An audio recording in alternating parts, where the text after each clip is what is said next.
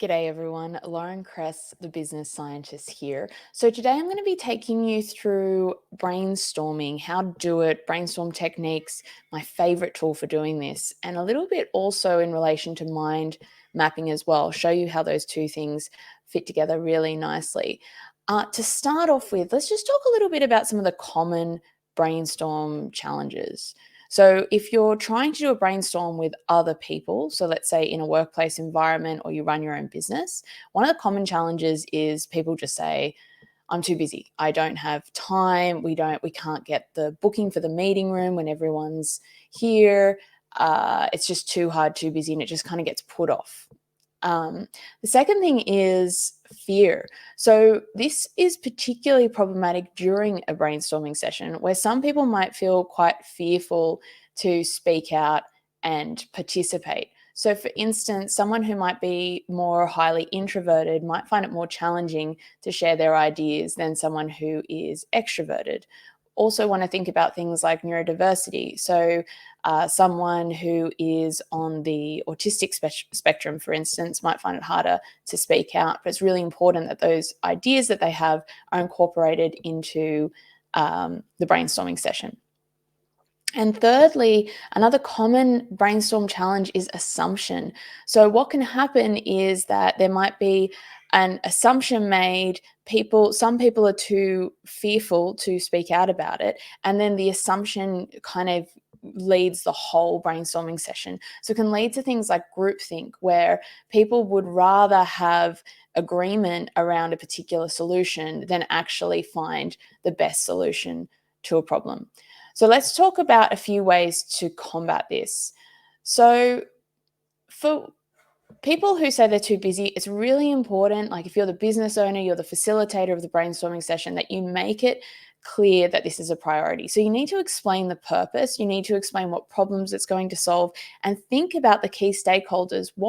Why would they be motivated to participate? How is it going to help them in their life, in what they're doing? So if you're a facilitator and you're trying to get your client to participate in a brainstorming session, it might be about saying, well, this is going to free up your time. Once we solve this, then it's going to become a lot easier. So of course you're too busy because we haven't done the brainstorming session, and kind of contextualize the purpose of it to them. If you're the business owner or you're a manager and you're trying to get your team to participate in a brainstorming session, it might be more about, well, this is going to help take some of the load off you. You've been working really long hours. If we solve this problem, then we can actually make sure that you have more work-life balance. How are you going to influence people to care about actually participating in this brainstorming session? Obviously, make sure it's true. Make sure that the problem that you're solving is actually something that people need to be there for and they care about solving. Second thing, and this is more during the brainstorming session, you need to encourage and validate people no matter what idea they share. So this is to combat that fear. So make sure you make it clear from the outset that there's no such thing as a bad idea in a brainstorming session. And as people start to share ideas, particularly people who might be a bit more shy or a little bit more hesitant, you want to really make sure you validate them by saying things like, that's really good. Or during the brainstorming session, you might say something like, this is really good, guys. Well done. This is great work. Let's just come up with 3 or 4 more alternatives. And the third thing, when it comes to assumptions, you want to be the person who's challenging assumptions. So keep a lookout for, or an eye out for, people starting to lean towards a particular solution too early on in the brainstorming session. So one thing that you can do that's really helpful to challenge an assumption is ask what if questions.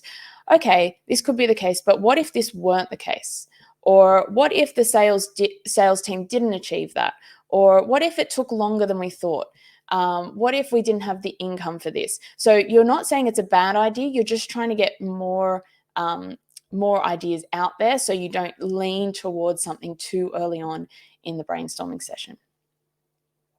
All right, now let's talk a little bit about how brainstorming fits into our decision-making process. So if you're not familiar with the 7-step decision-making process, I've done a very short 2-minute video on what this looks like. But just to recap, I'll go through this now.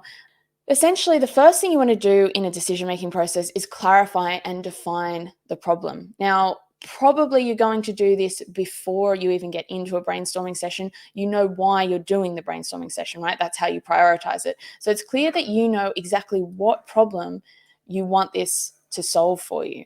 So I'm going to assume that you've already done that.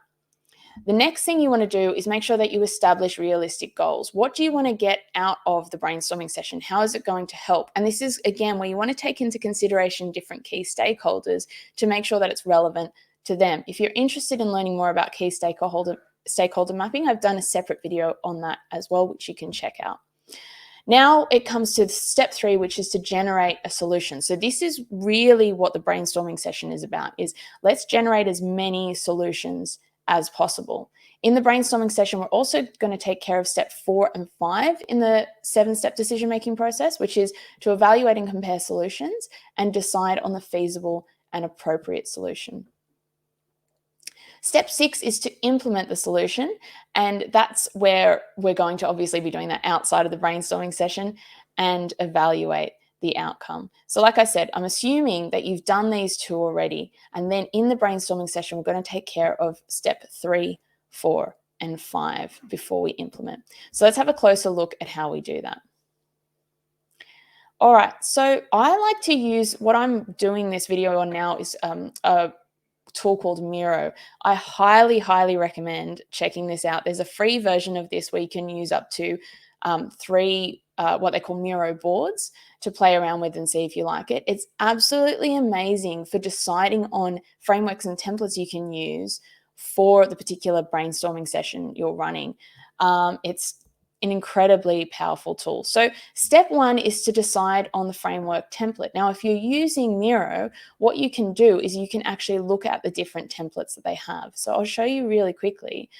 So they have things for running meetings and workshops, brainstorming and ideation, agile workflows, all types of things. So if you know what the problem is and you know what your goals are, that's going to make it a lot easier to actually decide on what brainstorming board you want to use. The really cool thing about this, and I'll just show you really quickly, is you can actually also get facilitation for what you're looking for. So you can see, this is probably too small, but let's use the pre-filled one. Okay, so what you can see is they've actually told you exactly what to do. Facilitator directions, tips, templates, breaking into teams, how to do all of this. So there's some really great templates. Just depends on which one you pick on Miro to do that. Fantastic for things like mind mapping as well.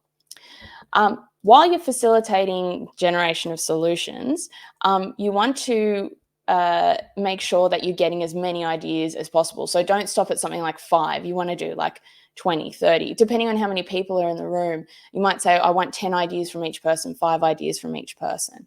That's where you want to make sure you've really allowed enough time to do this. Okay, so then what we want to do is we want to weigh up the pros and cons. Now, this is going to depend on what sort of session you're running. It might not be pros and cons. Maybe it's more about, is this right? So if you're doing, say, a customer journey map, it's going to be different for if you're doing a key stakeholder map, different if you're doing, we just want to get a solution for how we solve the problem that we've decided on. Then you're going to vote for best options. So if you've got a whole bunch of options, you're going to start to thin that down, you might say to people, all right, I want you to rank these or order these. And this is, again, where Miro comes into use. So for instance, say if we were just doing a simple brainstorming session template, right? So it could be, oh, here's all the different ideas. What you might go is, oh, okay, we really like this idea and this idea and this idea over here. This one got 10 votes, this one got, and it can be anonymous, this one got 9 votes, this one got 8 votes. What do we think? Which one do we like best? So that would be just like a simple brainstorming session. And then finally, you want to create an action plan. So you want to work out, okay, who needs to do what? Sort of project manage that project management plan before you implement the solution. Now, I'm talking about that in terms of if you're in the workplace. If you're doing a brainstorming session simply for yourself, this is going to be a lot easier. But what you want to do is still make sure you've got, here's the steps, here's my to-do list, here's what I'm taking away so that I can implement the solution. And then finally, coming back to our 7-step decision-making process, we have evaluate the outcome. So this is where we're looking at how did everything go after we've implemented it, so we can assess our decision-making process and know whether or not to continue doing something or to revisit it in the future. If you'd like more videos on Miro, more videos on mind mapping, brainstorming techniques, drop a comment below. Let me know more about what you'd like to learn about in 2022 for your business, for your career. If you like this video, please give it a thumbs up and make sure you subscribe for more videos from my channel. Cheers, guys.